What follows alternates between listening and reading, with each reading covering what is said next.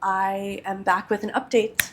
That's actually very exciting. Last time we had a proper chat, I guess was like December and maybe January, and so I am back with an update.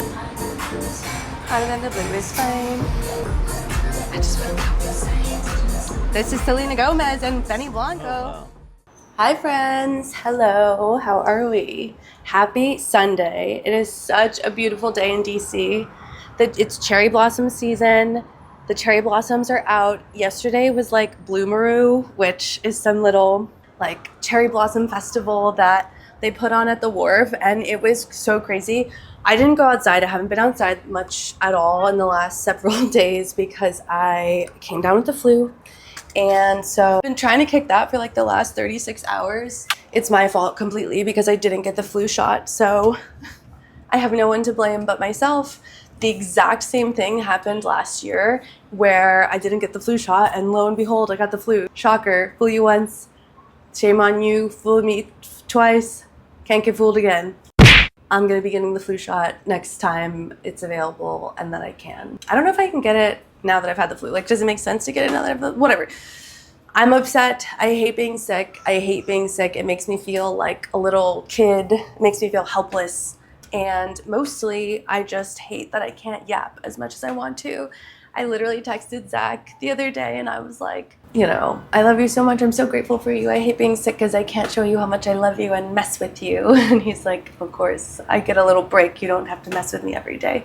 I definitely razz him and I'm like annoying 24/7, but for some reason he still loves me. So I figure I have carte blanche to be annoying until he says otherwise. So Zachary, if you're watching this, let me know if that's wrong, but otherwise I'm probably gonna keep being annoying forever. Okay, moving on.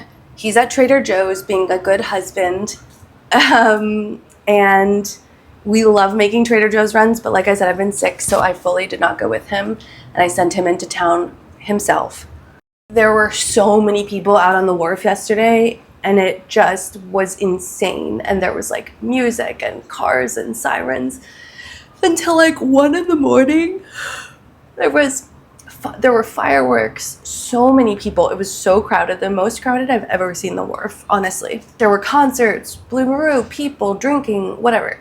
Long story short, Zach and I looked at each other and we were like, how are there so many people in our neighborhood right now? And how are there so many people here at all? And then that reminds me that I have a big update for you guys, a really big update. Because last time we had a proper chat, I guess was like December and maybe January. And so I am back with an update. That's actually, I think, very exciting. We are no longer moving to New York. I don't know why I said it like that. A very exciting update. We're not moving to New York anymore. We're not moving to New York, and honestly, it feels great.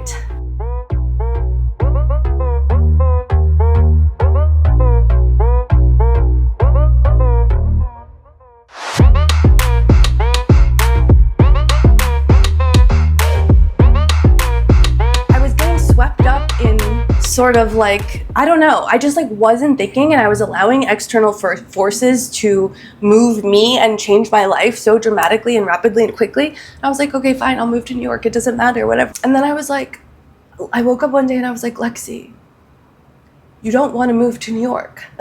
You love your apartment in DC. You love your neighborhood in DC. You feel safe here. You've cultivated like a safe, stable home. This building feels like my home. My apartment feels like my home. Like what Zach and I have been building here feels like a home. Like it's lived in. We've been painting. Like we have art everywhere. Like it is our place. We have these little curtains. Like I like making this space more of a home, and I felt so happy and comfortable here. And I was feeling so angry and resentful about moving and like the idea of moving, and Zach was very excited. And that is totally understandable because like I need to sit down. I'm like, I cannot walk and talk. He said he wanted to like experience being an adult in like another city beyond DC. And I get that. He's really only been in DC for most of his, I guess, since college. He spent like a year in New York, but not even that long, maybe 8 months. And then he had to move back to DC for work. So he was excited by the prospect of spending time in New York, whatever, and being by his friends and family and all this stuff, and it totally made sense. But we were only considering moving or moving because of my job that I got at the start of the year. And then I was like, wait a second, like, I'm 31. I don't want to uproot my life. I don't want to give up this life that I've built in DC, especially to move to New York when I wouldn't have been moving to New York on my own. And it just doesn't feel right. Like, it felt too disruptive to my life. And I think I was getting swept up in like, oh, I have to do whatever work says that I have to do. And like, I'm a robot and like a corporate person, whatever, a company person. So I will do whatever they think is best. And then I love when I remember, and it doesn't happen often. That's not true that it doesn't happen often, but it doesn't have to happen all that often. I love when I remember that I have free will and that I'm in control of my life and I have autonomy and this is all that I want to do. Literally, all I want to do is live my life and be safe and be happy and be stable. I do not want to live in New York. This past weekend with Blue Maru at the wharf, this is a whole fucking long story. I don't want to live among a bunch of people. I feel like I was thinking that it felt like weak or like loserish to be like, oh, well, I don't want to live in New York. Well, like, I want to stay in DC, especially because I had been talking a big game last year with Zach, being like, if Trump wins again, we're getting the heck out of DC. We're leaving DC right away. We're moving to London or LA, and that's it. I was talking a huge game, and especially because at that time, too, like pre-election last year, I was working for myself. I was doing the podcast, which I really miss doing, and I keep having dreams like that. Other people are like, where's the podcast? I miss the podcast, do the podcast. Or I'm like podcasting again, and I miss it so much. But so at that time, the calculus was different, and I was talking a huge game, and I was like, whatever. Trump wins. And then we also are confronted with the reality of me getting a job that's based in New York. And so everything changed quickly. And once I realized that they didn't actually need me to move to New York and I could stay here, I was like, okay, Zach, let's talk about this. It wasn't easy to get him there, I suppose. It wasn't super easy, but we both got there together, and that's what matters. We arrived at the decision together, and I feel like he's understanding of how happy it is for both of us too, and what a great life we live in DC.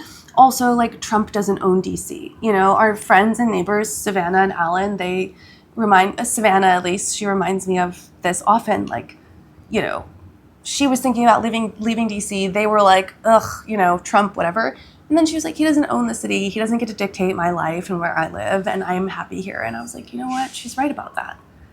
It's helpful perspective, especially because when working in politics or political reporting or whatever we call it, it's so all-consuming, and this town can feel all-consuming, but Zach and I have created such a beautiful, lovely life, and like, we're making new friends, and I'm like doing all this great therapy, and I feel like I'm just now coming out of this like 2-year stretch of really isolating myself and like hunkering down in my apartment alone, like pulling back, pulling away from people, from social events and gatherings, from friends, to work on myself, to heal a lot of this, like, frankly, fucked up trauma, and like the effects of trauma that I've been dealing with, which reminds me of this crazy great book that I'm reading called The Myth of Normal by Gabe, I forget his name, Mate, maybe? In any case, it's a really good book. We'll talk about that later. But it's all to say,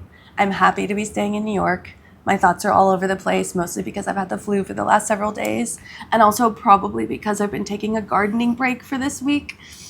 And I kind of want to like do a legit break from gardening, because I think it's kind of necessary in addition to drinking. I went to my first AA meeting in December 4th to be exact. Unfortunately, after that, I did not give up alcohol entirely. Turns out when you like have alcoholism, you know, like observationally, environmentally, genetically in your life, as I do, it's really hard to give up drinking. binge drinking and being an alcoholic was normalized from the second I was born, from before I was conceived. And I never once considered my parents alcoholics. I never once considered their relationship with alcohol or drugs to be anything abnormal. It's all I knew. Now that I'm in my 30s, I'm like, Lexi, it's a choice, and life could be amazing sober. I started drinking when I was 15, which is horrific. Horrific. If I had a daughter who was 15, I'd be like, babe, no, we're not drinking. We're not doing that at all. We can go do yoga together, but we're not drinking. I started drinking when I was 15, and I haven't stopped. And when I started drinking, all I knew was binge drinking. And I think like also, I'm kind of learning this from reading the book that I was just telling you about, The Myth of Normal. Like, because my brain and my body have been disconnected basically my whole life because of trauma and dealing with sexual abuse, I just have severed them. Like, I literally joke to myself that I am like Severance in real life. Like, I guess really anyone who has suffered sexual abuse or trauma to their body to the point where it's safer to and easier for survival if you sever your brain from your body from your brain. They understand what I'm talking about, what it means to be severed in real life, to like have the severance procedure in real life, essentially. Amazing show. But I'm reading this book the other day, and it basically was mentioning how, binge drinking, basically like when you are in a position or you are someone who has disconnected their body from their brain, of course, when you're drinking, you're not going to know when your body is wasted or when your body your brain isn't going to be able to tell you to stop drinking because like, oh, we're too drunk. We need to slow down. We need to drink water. We need to, go home. My brain wouldn't tell myself that. My brain, it was like physically impossible for me to recognize that I was getting too drunk. So I wouldn't stop drinking until